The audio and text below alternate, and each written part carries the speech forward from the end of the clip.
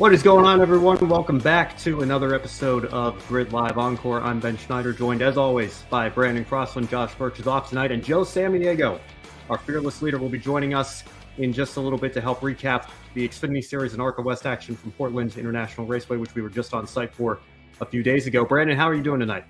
I'm doing all right, Ben, and see you're out on the road making that West Coast swing for us, and appreciate you and Joe having time out there in Portland, and everyone at PIR for welcoming the Grid Network once again this year. Yeah, I kind of doing my own version of a double, just as I did last year, because I will be in Sonoma this weekend with Brock Beard and LastCar.info, so certainly looking forward to that.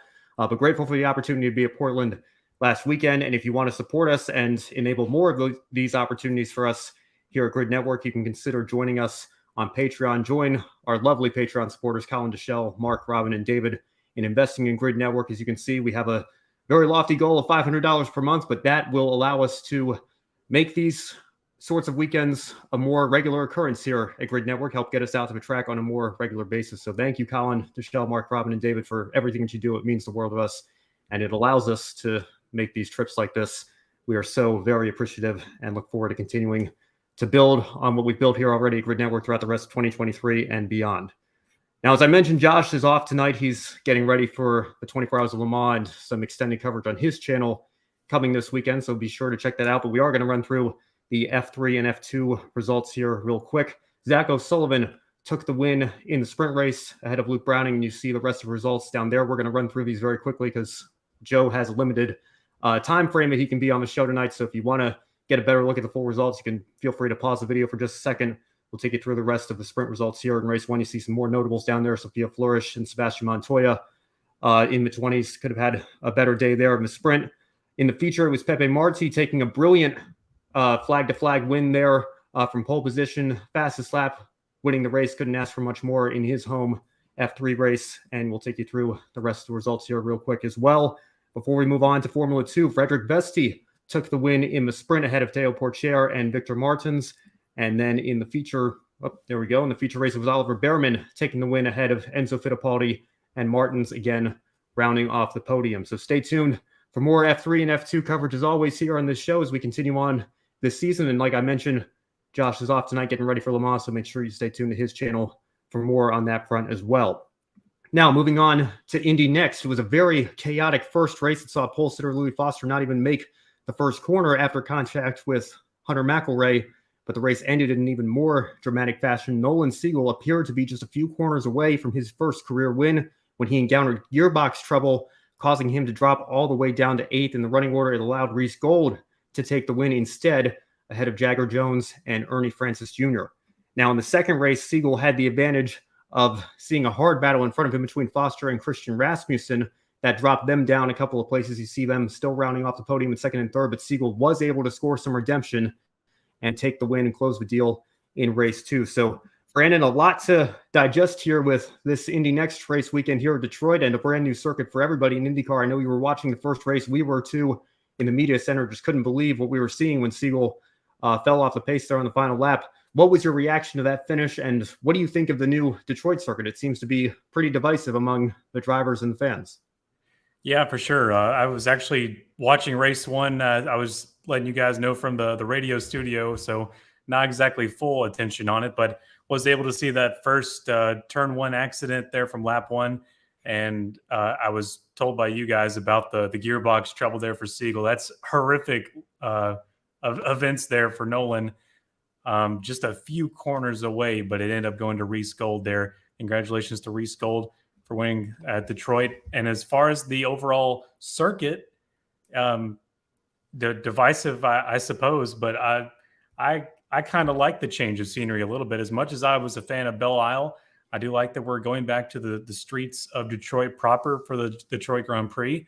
And it, reminds you of Formula One in the late 80s when that was the place they went to.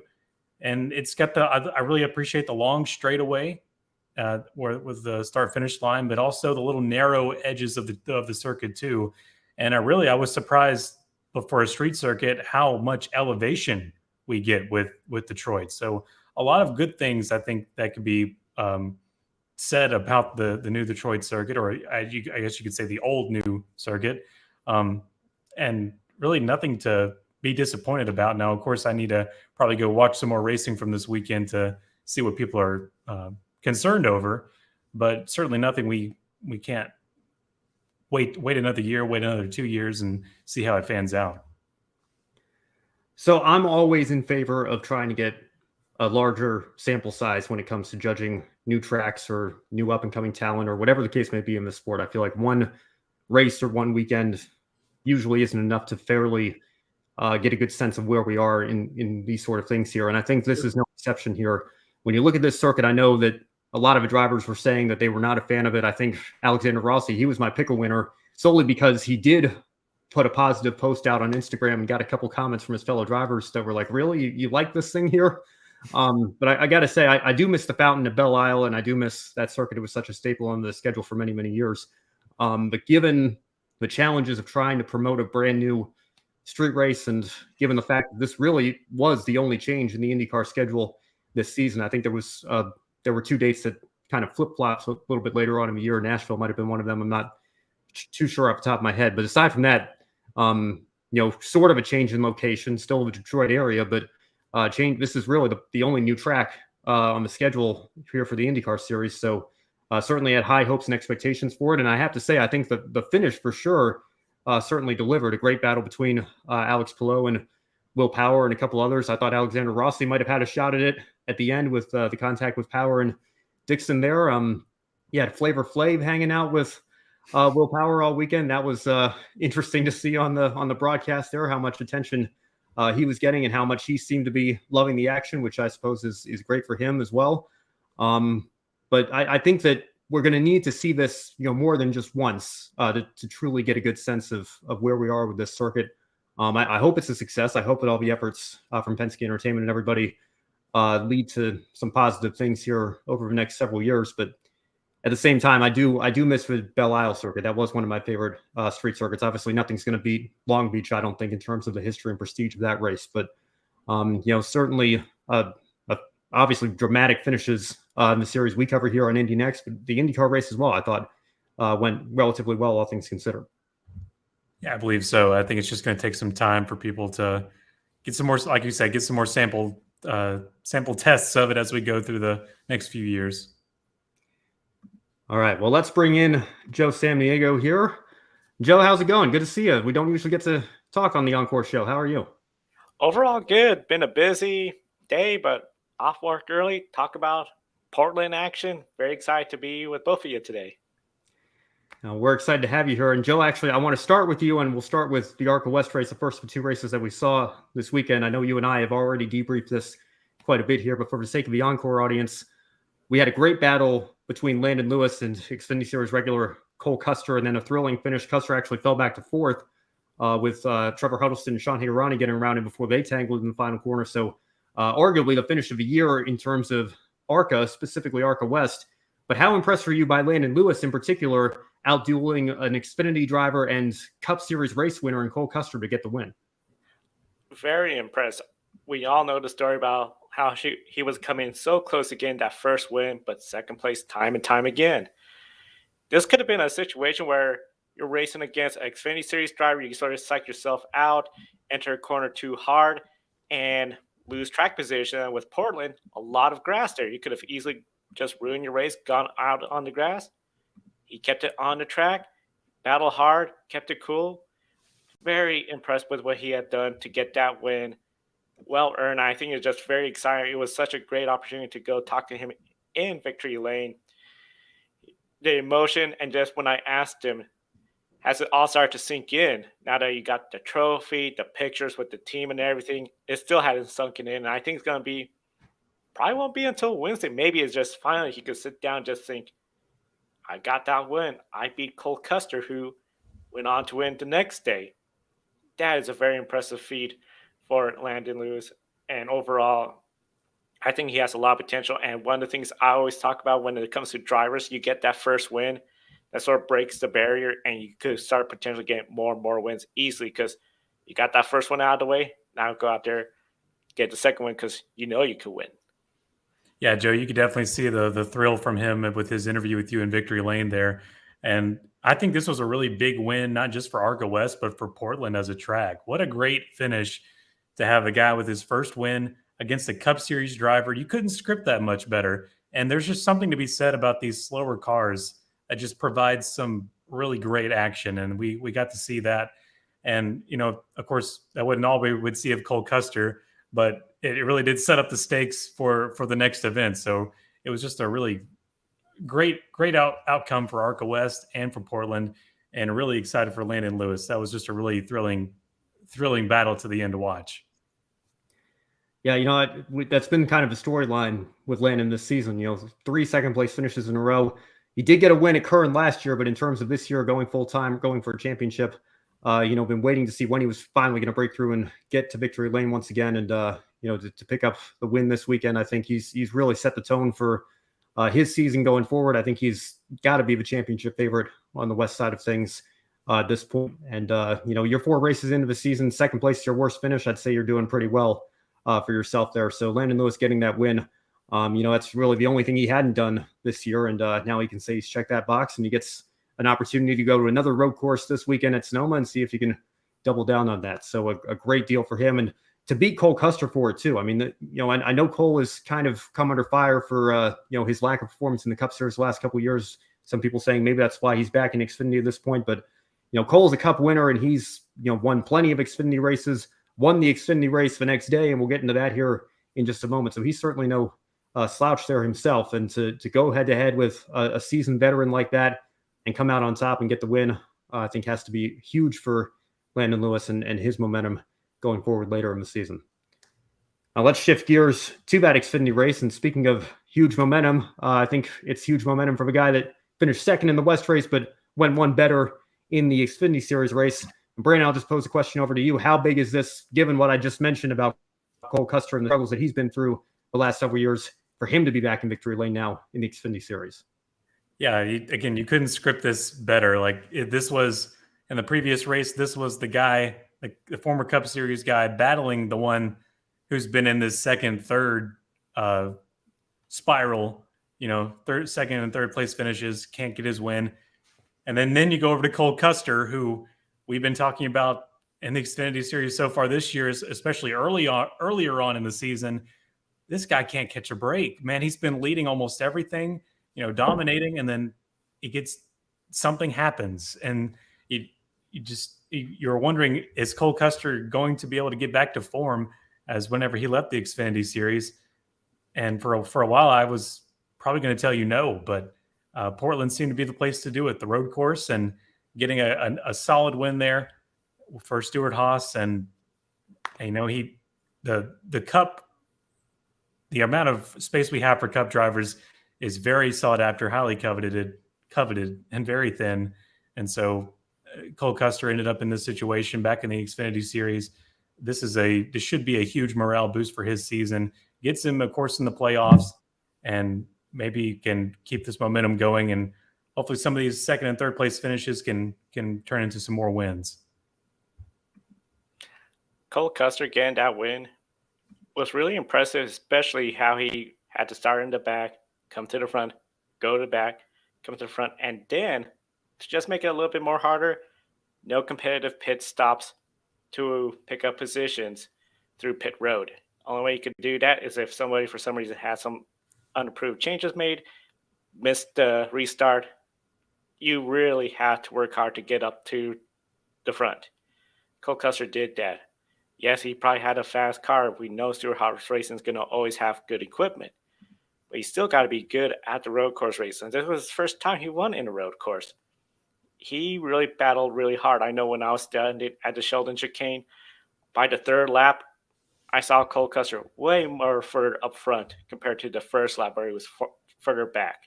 So we were seeing him just working his way towards the front, ran a smart, solid race on a track where we were coming in with questions about how will it work being a dry track.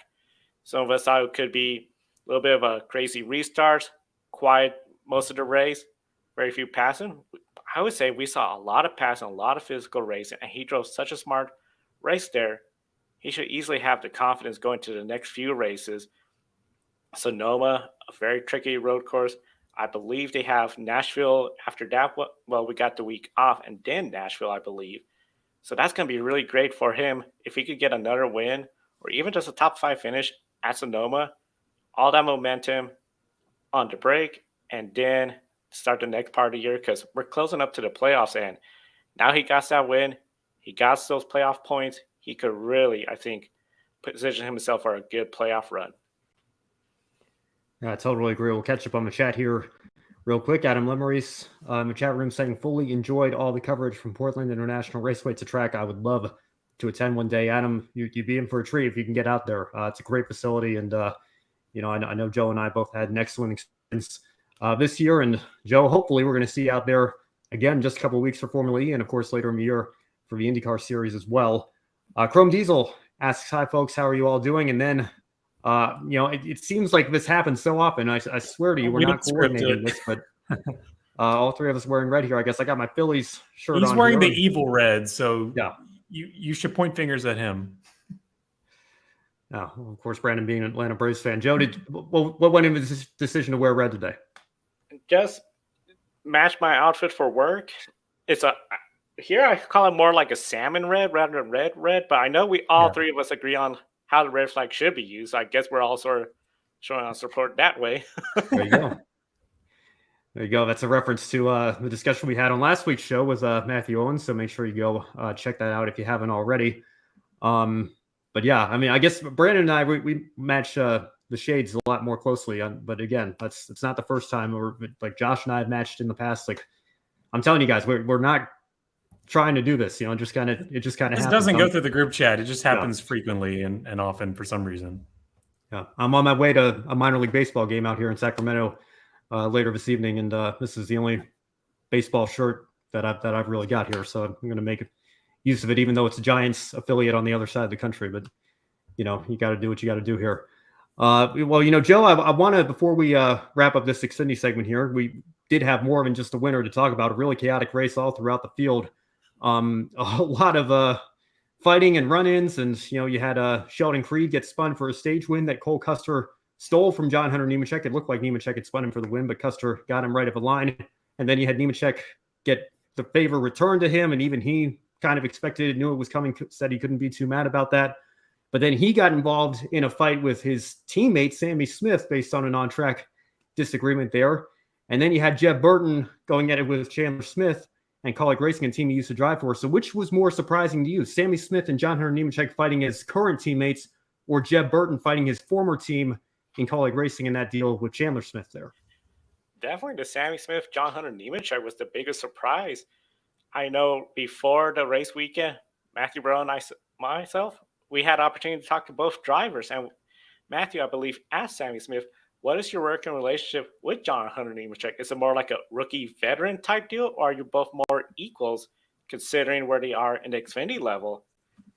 And then to see that literally the two of them collide, the tempers we saw on Twitter, social media, what was said on the radio, I think it really shows it might be more of a rivalry rather than that, because let's be honest, Sammy Smith, if he was to go out there, get more wins, contend for the playoffs, that could be an easier ticket for him to the Cup Series compared to John Hunter Nemechek, who would love to go back to the Cup Series again. So that was a big surprise. I feel that really sort of revealed a little bit more about their working relationship. Now that I got the chance to watch the race, seeing Jeb Burton and Chandler Smith, how they're racing each other, including at one point Jeb Burton pushing Chandler way close to the pit road lane wall, I think that wasn't too much of a surprise. But I know at the track, we were so focused on Sammy Smith, John Hunter Nemechek.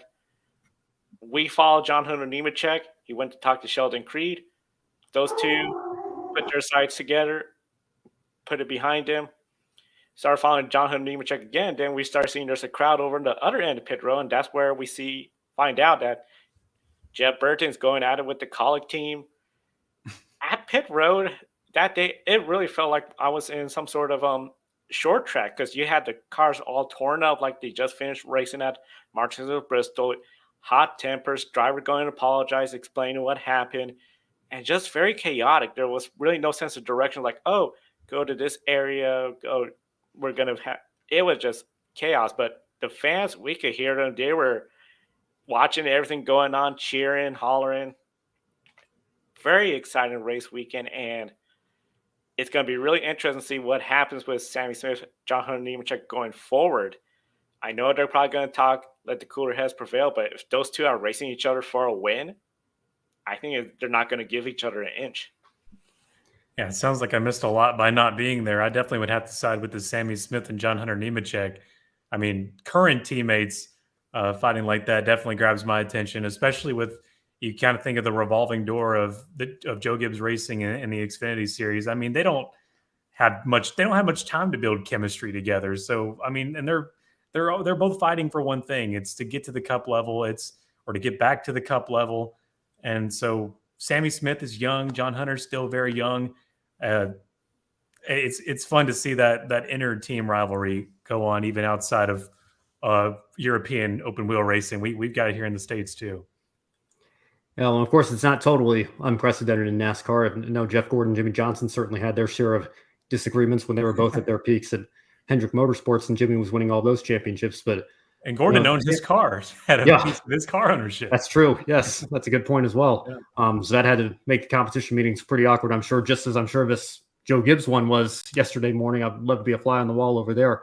Certainly wouldn't expect that out of Sammy Smith and John Hunter Nemechek. To my knowledge, don't think anything's been really brewing between them. It really just seemed like it stemmed from what happened here during this race. And again, I thought John Hunter, again, I was telling Joe this, when we were out there a couple of days ago, always try to remain consistent on the issue of intentional wrecks. I'm 999 times out of 1,000, never a fan of it. If you're going to do it, I think Sheldon Creed pulled it off about as well as you possibly could. He just spun him around, dropped him to the back of the field, no harm, no foul. Nemechek got back up there, got a top 10 finish. I think that's way different than what we've seen in the Cup Series with Chase Elliott just a couple of weekends ago. That resulted in a suspension for him. An intentional wreck like that obviously is very dangerous. This one right here, I think, was really just you do it to me, I do it to you. And in some ways, I think that's fair. Again, I'm not saying I love it, but it is what it is. When it comes to what happened with your teammate, though, I think that's something that Joe Gibbs and his organization are probably going to have a sit down with them this week if they haven't already and try to make sure that what happens doesn't happen again, because it's not good for team chemistry, like you're mentioning, Brandon, to have a situation like that going on. Makes a good reality TV show, though. It does. That's true. I was a little disappointed that the TV cameras didn't stay on, particularly Jeb Burton and Chandler Smith, since there actually was some action once they got out of their cars there. FS1 had to get off the air pretty quickly, it seemed, but that's the job of, I guess, everybody out there on track, out there on site of a track, I should say, trying to get as much footage as we can to tell that story of what's going on. Well, the good news for fans is the summer is hot, so there's plenty of time for these tempers to keep this story going. Yeah, no doubt. I want to say hi to our own Kobe Lambeth here in the chat as well. And Chrome Diesel says, quite a shame there were no live pit stops like they used to do years ago. Yeah, well, I mean, I got to tell you, I was forgetful of that myself. I was looking forward all weekend to stages without the caution break, and then I remembered once the first stage came to an end that it's a standalone race. They don't have live pit stops because the Cup crews are out at Gateway. So that was that there. But, I understand what they're trying to do, trying to save a crews out halfway across to be done. Adam says at least there was some year compared to last year. Joe, I think we were all very appreciative of that. I don't know what you remember from your experience last year, but for me, flying out to the track, certainly you couldn't ask for much better weather this year. Couldn't ask for much worse weather in 2022. Yeah, I mean, right now it's getting up to 90 degrees, so it's getting hotter and hotter. But that's just the way it is in Portland. We get so much rain out here. Overall, though, it's been really exciting because this is all part of the Rose Festival that's going on downtown. And we've been seeing on the local news how NASCAR has been making the top stories here, being part of the Rose Festival, which IndyCar used to have their Grand Prix as part of the Rose Festival. Now it's part of Labor Day weekend on September. But yeah, the weather, what a beautiful weather. And really surprised me because traditionally hot weather handling becomes more an issue. I really thought people sort of be a little bit let down thinking, oh, we had such a crazy race last year. Then this year is just, passing's hard in this corner, only the festival corners. I say it delivered on the hype from last year, and looking forward to the next year, see what's going to happen and what the weather's going to be, because it is Portland after all, rain or shine. I anticipate it's going to be a physical race. No doubt looking forward to what the future holds for the Speedway. I think it's a great facility, and certainly enjoyed being back out there again with you this year, Joe. So before we let you go, thank you so much for taking time out of your Tuesday evening to spend some time with us here on the Encore show. I caught some of the wrap-up show yesterday. I understand you might have been teasing a one shining moment for the Encore specific series this weekend. So what's your one shining moment from what we saw out this weekend at Portland, or any of the other series that we cover here on this show? The one shining moment especially was the weekend. I felt they did a really good job at Portland International Raceway. There was more food trucks from local food truck vendors. Portland has a great restaurant scene, great food truck scene. So seeing more dim out was really great. Local businesses getting involved in NASCAR for the first time. There's a lot of companies in the Pacific Northwest, including Columbia, which we know sponsors Bubba Wallace. They're from the Oregon. Nike's from Oregon too. We know a lot of times they have a close working relationship with Air Jordan. So just getting that exposure to all the companies out here in the Pacific Northwest, and then the fan turnout. Great turnout again, including the day before for the ARCA Menards Series West event. Thursday at Kenton Station, where they had the drivers meet and greet. Another good crowd there. It's really exciting to see the crowd, and especially the crowd in the Shelton Chicane. Boy, we saw them tailgating, barbecuing, cooking some really good food. A little bit of a rowdy crowd. I think it's really starting to develop something big and special here. And then the two concerts, definitely kudos to everyone and all the volunteers. A lot of volunteers from the marshals, security, made it a successful weekend. Definitely throwing my hat to them for my shining moment for organizing a great weekend for NASCAR in the Pacific Northwest. My apologies. I don't know if you could even tell. I swipe. Sometimes when I swipe up, it thinks I'm swiping left my keyboard, and it takes me to the previous page of my browser. So I got kicked out of the screen for a second, but I think we're all good here. And like I said, Joe, thanks again so much for taking some time out of your evening to help continue to recap the Portland weekend. And as I've mentioned a little bit earlier, Michelle, best of luck. We're still keeping our fingers crossed for Formula E coming to the track. I know you're going to be at the track regardless of whether or not we're on site covering it as media or not. And looking forward to what we can do when the IndyCar series comes back later this year as well. So thanks again, and hopefully we'll talk to you soon. Great coverage. Thank you all. You all have a wonderful show. Thank you, Joe. See you. All right, well, let's get into the Craftsman Truck Series race. We did have the trucks in action this weekend. They were the support series at Gateway for the Cup Series while Xfinity was out at Portland. And Brandon, we've got to talk about Grant Enfinger here. Second win in the last 5 races. He's only made the championship for one time in his career. That was back in 2020. But given this recent run of success and what we were talking about a few weeks ago about how, maybe Grant Enfinger deserves to get some more praise for what he's built for himself in his Truck Series career here, do you think he should be considered a title favorite as we're approaching, it's hard to believe I'm saying this in the beginning of June, but it's just the way the Truck Series schedule is, approaching the playoffs here? Is he a championship 4 contender this year? I'd say I'll put it this way. I think he has the best shot he's had since 2020. But a little flash in the pan is on this show. I hope I've set this precedent well, but I don't think it's enough to convince me. Just a little short splash in the pan. But possibly could be a championship run if he can keep this going. I vaguely remember the championship 4 run in 2020. Of course, there was a lot going on that year, as you could tell. But Grant Enfinger seems like a great guy, and I wish the best for him. Hopefully, he can make a run out of this. That was a crazy finish in 2020. I think it went into overtime, and Sheldon Creed took the lead on a late restart there. And that's just the nature of this playoff system. It's the nature of having the championship race at Phoenix, which, by the way, just confirmed again for 2024 that's locked in. So. I guess you can look forward to that if you're a fan. You can lament that if you're not a fan and continue to hope that we get some rotation in there.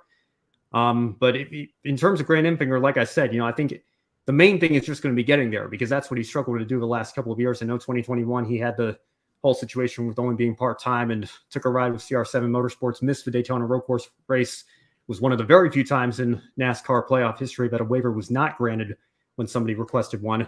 So that was his season over really just as it was getting started there. But, thinking back to 2020 and that being his only Championship 4 appearance, despite racking up a handful of truck wins and being competitive every year he's been in the series, I think the main key for him is just going to be getting there. And if he can get there, obviously, with the nature of Phoenix Raceway, I think any before that get to that point, when you have a one race winner take all system, anything can happen there. So I think he's absolutely a Championship 4 contender at this point. Whether or not he's a favorite, like you said, maybe we'll have to see a couple more races before we can make that claim, and we'll see how he does getting into the beginning of the playoff time. But if you're a Championship 4 contender, as far as I'm concerned, you're a championship contender, and Brandon Finger certainly no exception to that as well. Yeah, I was trying to ignore going down that path because I feel like every time we bring up a playoff prediction, I always go, well, once you're in, you have a really good chance, because I mean, if you make it to Phoenix, it's winner take all. So go for it. Yeah, that's all it takes sometimes. You just have to get there, and then if the cards fall your way, it can even rain in Phoenix. That's how Dale Jr. won his very last race in the Cup Series. It's not a common occurrence, and maybe that's part of why they like the location from a championship race, but it doesn't come down to that. But we've seen in the past, crazier things have happened, and sometimes it does. So, we'll wait and see what happens on that front. Now, there was, again, a lot of action throughout the back of the field as well. And one particular incident, I think, caught the eyes of a lot of people. Nick Sanchez, as you can see on the screen there in front of you, finished in 8th. Unfortunately for Hailie Deegan, she finished all the way down in 32nd. And the reason was because of some contact from Nick Sanchez in the middle of the race. She was not too happy, and she made that clear in her Race Week vlog on her YouTube channel this week. Take a listen to what she had to say. The 2 had to run out back, hit me once, and then locked onto me, and I don't even think he slowed down for turn 3. Just shit me off, killed our truck, ended our race. Plain and simple, just shipped us. Absolutely shipped us off. There was no reasoning for it. Literally, that's just a product of all the people in the series. And if you don't race like an asshole, you're the one that gets the bad end of the stick. So it goes both ways. It's either swing or be swung at. So it is what it is. Well, the timing of this is certainly interesting as well, because if you remember just a couple of weeks ago at North Wilkesboro, Dean Thompson got sent in the first corner off the bumper of Hailie Deegan, and this is what he had to say in an interview that was posted by Front Stretch following that truck race. Dean, what happened with you and Hailie Deegan there? And earlier you said that you try to be the cleanest driver and that you feel like maybe you got a race like this. Yeah, what the truck series is. It's all take and no give. Dirtiest drivers I've ever raced with. I gotta thank Classified Group, Tricon Garage, Shirt Partners, and Toyota Racing. You're really mad? You look mad. I gotta thank Classified Group, Tricon Garage, Toyota Racing, and Shirt Partners. Right, Dean channeling his inner Kyle Busch and Marshawn Lynch there. He said it another time. The interview continued on there. So Brandon, I want to ask you in regards to this situation here. Obviously, intentional wrecks are a hot topic in the sport right now based on what just happened with Chase Elliott and that suspension. Was Nick Sanchez too aggressive in making contact with Hailie Deegan? Is Hailie Deegan coming off as hypocritical to you based on what happened with Dean Thompson, or are Hailie and Dean both right? And that's just kind of a culture of a truck series these days. What's your take on these situations here? There's a lot to digest with these two incidents. And I took note, especially what Hailie was saying, this is just a product of this series, or the people in the series, I think is what, in so many words, that's what she said. And that's what really bothers me the most, is that they feel, at least from one driver's perspective, they feel that this has just become what the culture is in the truck series. And you heard Dean say it to Claire B. Lang there about the same thing. This is just the truck series. You hit or be hit, or turn, not just hit, not just bang fenders, but I mean turn or be turned. And that is something that NASCAR needs to be policing. That can't be how we race. Now, looking at the Nick Sanchez, Hailie Deegan incident with Gateway, coming off of turn 3 into 4, it's the really fast section of the track. There's maybe a little wiggle room to maybe give Nick the benefit of the doubt that he was coming across the bumper of the truck a little quicker than he thought he was going to. But from the angles we were provided from Fox, it really looks like he saw her in front of him. He didn't like that and said, you know what, whatever happens, happens, and I'll get around. And I mean, you got to feel for Hailie Deegan there. There's nothing she could have done just in front of him. So, I'll circle back around. That's just really what bothers me. What bothers me about it is that it seems to be a culture thing with the truck series. And we've seen it at the higher levels too. These drivers are going to graduate to Xfinity and Cup. And so they're going to bring their mores with them and what they think is reasonable and right, and how payback works. And it's a recipe for a disaster, if you ask me. Yeah, I think this is the conversation we've had on the show before, just in terms of the culture that's been created in the sport. And it's not just a truck series. You saw it in the Xfinity series last year. Ty Gibbs certainly ruffling some feathers, including his own teammate in the penultimate race in Martinsville that ended Brandon Jones' chances there. And obviously in the Cup series as well, even with the safety concerns of a next-gen car, we've had two drivers suspended here in less than a calendar year for right rear hooking somebody on the front straightaway. So, I think that the safety innovations that NASCAR's taken have been great. And, people sometimes try to say that, oh, maybe the sport's a little bit too safe. And I don't buy that argument for a second at all. I think you can never have a sport that's too safe when you're talking about man and machine at upwards of 200 miles an hour at some tracks. But I think what a byproduct of the safety innovations has been here is the drivers sometimes feel like they're invincible. And at the same time, you see NASCAR up until recently, it's been considered highly unlikely. I think now we have a precedent set where if you clearly intentionally right rear hook somebody, the precedent is going to be a one race suspension. But in the past, we've seen drivers get away with doing similar things from that. And they think that, well, if I can weather the storm of the fans finding it unpopular, and then another news story takes the front page and everything, and, fans kind of forget about it from there, then, maybe I can get away with it. And generally speaking, everything's going to be fine. So I think that obviously the safety conversation is something that, we can continue to discuss and try to improve upon. But I think it's the culture issue as well that needs to, really be looked at, especially in the lower levels. And I see a comment here from Chrome Diesel saying Elite Precision 29 calls the Truck Series ARCA 2.0. I think he's talking about one of the creators on YouTube there. I think I've watched a couple of his videos there. But I completely agree with that. I think that, a lot of times these drivers, because a lot of truck drivers are coming from ARCA. Trucks have kind of become what started out as a veteran store. And I know we've had this discussion in the past too.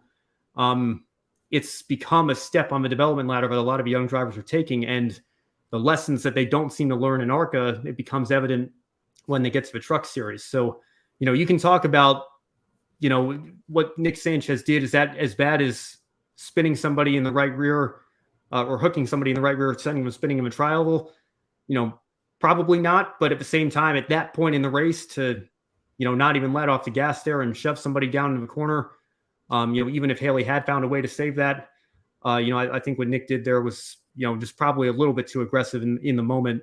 And then similarly, if you want to go back to what Deegan did to Dean Thompson at North Wilkesboro, it's the same sort of idea there. And she's been on both sides of it. It's not the first time that she's been upset about something like that. I'm thinking back to last year with what happened with Todd Bodine, and she was genuinely upset, I think, when that whole deal went down. And, you flash forward 1 year later, I think she's just kind of like, yeah, whatever. This is just kind of the culture that we've created. Yeah.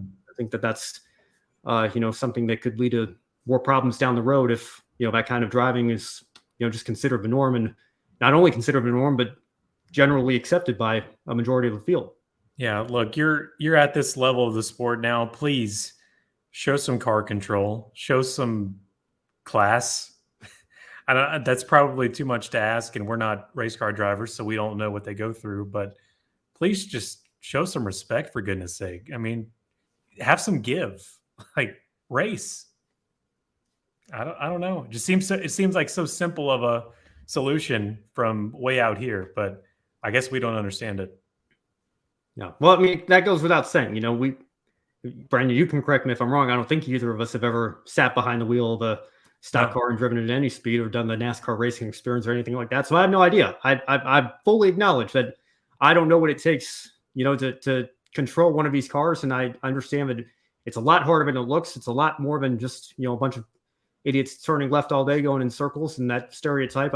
I completely understand that, it's a very difficult thing to do and to do well. And that's why, we appreciate the talent of the drivers that make it not just the Cup Series, but those that have already made it this far, that are on the brink of making it to the Cup Series. It's, the worst drivers that we talk about on this show are still better than 99.999 repeating percent of the population of what they do. I mean, it is an incredibly, incredibly challenging skill set to master. And, but at the same time, I think that shouldn't stop people from being able to analyze the situation and say, maybe you could have backed off the gas a little bit at this point in the race, going down to the corner with a truck or a car in front of you. And I don't know. I mean, it's a very interesting time in the sport right now, because we have a situation where in the Cup Series, it's a very hot topic. And, there were talks from the Childress camp, maybe Austin Cindric should be suspended this week. I don't think that situation was even close to what Chase Elliott or Bubba Wallace did to Denny Hamlin or Kyle Larson, respectively. But, based on what we've seen the last couple of months here, it leaves the question out there that maybe we should look at the SMT data and make sure that what we saw with the eye test actually matches what actually happened there. So there's a lot of sensitivity going around that right now. And I think even if it's not a right rear hook, maybe I certainly hope that NASCAR starts to take a closer look at these incidents and maybe, during one of the drivers' meetings, sits everybody down and says, we're tearing up a lot of stuff out there. Let's try to, like you were saying, Brandon, just go out and race hard but respectfully and try to avoid this, because, as we've been talking about the last several years, it seems to have been building and there's no sign of it slowing down anytime soon. Yeah. And you think, I guess there's also kind of no reward for safe driving. I mean, they're not on insurance or something. There's not really do you really need a reward for safe? I mean, you'll get to the end of the race, you'll finish the race. Saves your team a lot of money in repair bills. That too. I mean, if you're concerned about that, maybe if you have some stake in the team, that would help. Does NASCAR need to start giving out extra points for a clean ride? Like, what do we need to do here? For this generation of drivers, what do we need to do to convince them that this is a better way to race? I don't know what the answer to that is. And I know people say that open wheel racing can sometimes feel a little bit overregulated, but even in IndyCar, in Formula One, whatever series you want to talk about, NASCAR is very unique in that, they don't do like 5-second penalties or 10-second time penalties or a stop and go penalty if you're clearly at fault for an on-track incident or on-track collision. They just kind of trust that it's going to be a self-policing issue. And we've seen at times that can get way out of hand. And that's when they step in and issue a suspension or dock somebody points or whatever. So I don't know, maybe you start looking at trying to penalize drivers in the moment in the race so that the race is actually compromised if they're clearly at fault. But I don't know. I think that, I can certainly agree with what Chrome Diesel says here. Just abolish the playoffs. I think that would solve a lot of issues, but I won't get on my soapbox here because I want to try to wrap the show up here. Don't encourage him. We'll never leave. Yeah, I'm on vacation. I'm coming off my vacation to do this show, so we don't miss an encore show. He's got a ball game tonight. Yeah. Let's go ahead and let's move on here and let's wrap it up. Brandon, plenty to choose from this weekend. What is your one shining moment from the weekend at Portland and Gateway and everywhere else, Detroit, or everywhere around the world that we had an encore series going on? What stood out to you the most? Of all the stuff in the Encore World stuff, the one that really made me go, yes, was Landon Lewis. That was fun to watch, and a first win, you can't beat that, and it's over a Cup Series, a former Cup Series reg. You got to go with Landon Lewis. That's my one shining moment from ARCA West. Yeah, great to see Cole Custer coming back to the West Series, and guys like Dylan Lupton and Riley Herbst as well. Some names that have since moved up to higher levels in the sport, coming back to their roots. I think that that's completely different from what we see with the Cup drivers running the Xfinity race. And my goodness, we have 7 of them. It's fitting that they're trolling me like this at the one race that I get to go out to and be at. There's going to be 7 Xfinity drivers in the Cup Series race this weekend, but I will certainly welcome them in the West Series. Again, 7 might be a little bit overkill even there, but Great that Landon Lewis got that opportunity to fight Cole Custer for a win and came out on top. That's certainly a shining moment. And I'm going to make my one shining moment. Somebody else here on the results screen. We'll pull this up for you. I want to give a call to Dale Quarterly, and I did the same after he finished the same position in third last year at Sonoma. Dale is somebody that's been around the sport for a long time NASCAR veteran, ARCA veteran, 6-time winner in what's now known as the ARCA Menards Series East, and a motorcycle racer as well. And I actually want to play a clip for you guys. We had the chance to catch up with Dale after what was a very strong finish for him and his team, kind of get a sense of where his program is and where we'll see him later this year as he continues to build his own schedule back up for 2023. So here is our interview with Dale Quarterly following his third place run at Portland on Friday. Well, Dale Quarterly brings it home third today. A great run for you and your team. Take us through what it took to get back into a podium place after stopping a penalty. I missed turn one, driver error 100%. I have to take the blame, whether I like it or not. Just don't lose your mind, right? We actually stopped and made a little adjustment trying to make it better for next week, just to see if we would go in the right direction. And it definitely woke it up. So when they went green the next time, it was just gloves off. And someone had a little problem in turn one. The O2 right here beside us was stuck, so I was able to drive around him and who was ever having problems. And then two guys get into one another, so they drifted up. I drove it under both of them. And then we came down the last lap, and two guys over here and I'm sure you have no idea how much oil got spilled today, how much oil dry. If you went 6 inches to your left, there was nothing over there, and that's what happened to both of them. And they just drifted up, and I drove into them. The next thing I know, I'm third again. So it was more some driver skill, but it was more luck than anything. Well, obviously, this is a team that doesn't run the full schedule, doesn't have the budget of your Bill McAnally's or Joe Gibbs's of the world. What does a third place finish mean for you in this program going forward? I'd like to say we don't have the budget they have. I have the budget they have as long as I only run limited races. So I'm not going to blame it on money. Seriously, I'm not trying to pass the buck. Our problem was we stopped for a couple of years and we just seriously fell behind on setup stuff. I was having some physical issues from motorcycle racing in the day. I had to stop and get them fixed. That's what our problem is. So we've been playing catch up all last year. We did it. We finished third at Sonoma, right off the bat. So we've just been playing catch up. And today was awesome for us that we were 3/10 off the leaders most of the time, versus a second and a half last year, so we're getting there, slow, steady, right? Keep moving forward. And you mentioned Sonoma next week.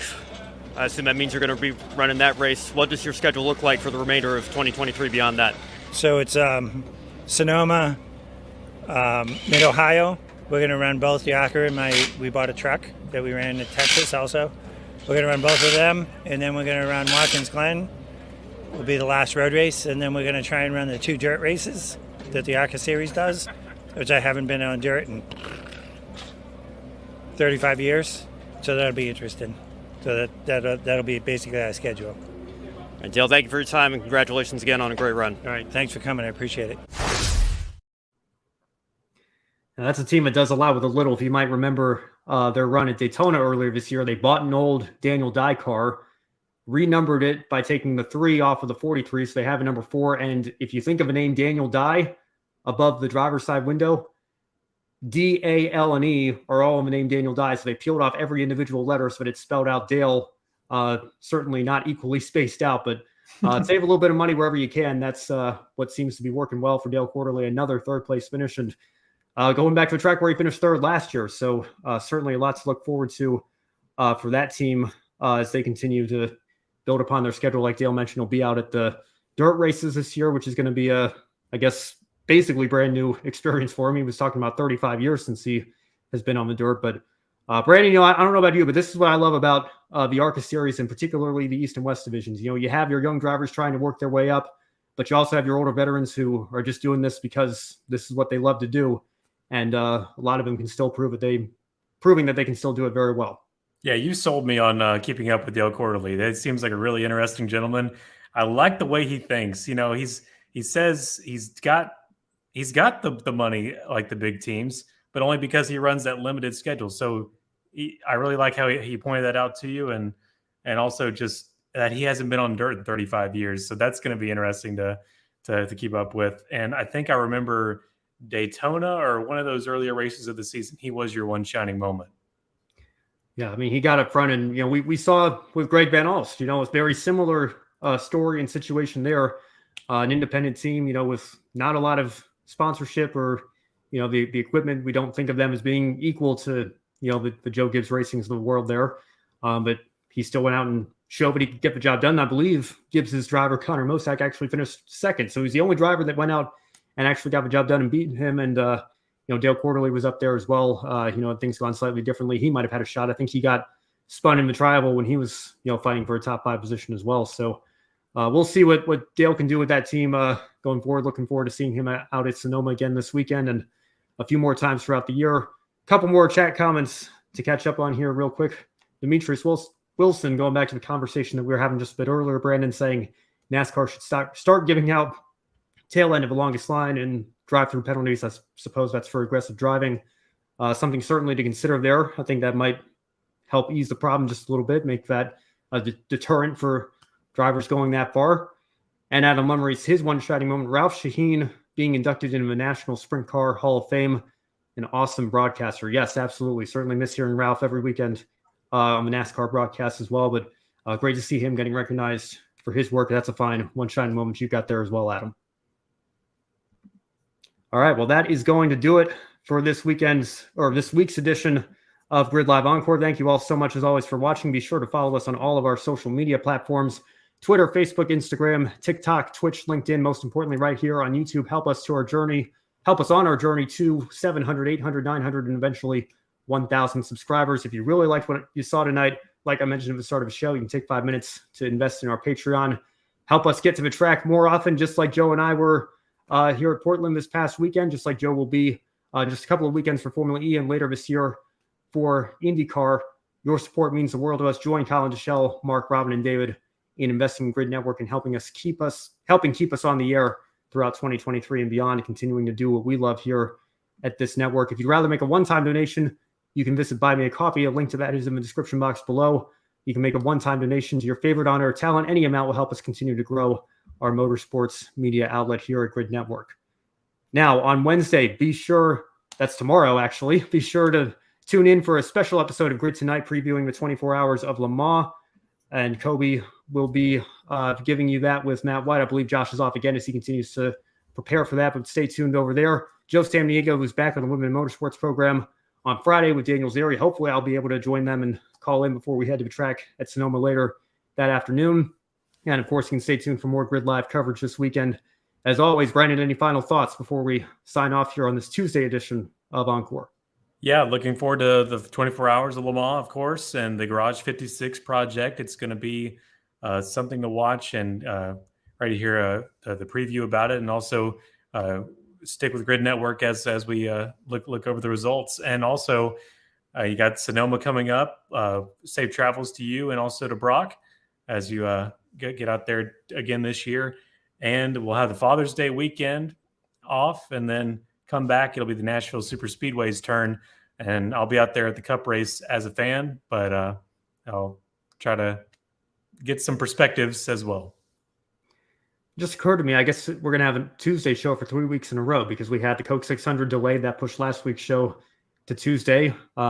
Gateway ran long this week, so it pushed the show to Tuesday again. And then next week's show is going to be on Tuesday, so make sure you note that because I'll be flying back on a red eye Monday evening into Tuesday morning to get back home to the East Coast. So make a note of that schedule change. Hopefully it doesn't trip too many of you up. I know we had a great audience tonight again, so thank you all so much for your support as always. For Brandon Crossland and for Joe Samniego, I'm Ben Schneider. Thank you so much for watching, and as always, have a wonderful rest of your week. Thank you for watching us right here on YouTube. Be sure to subscribe and check out some of our other videos, including Life on the Grid, where we interview folks from the motorsports industry.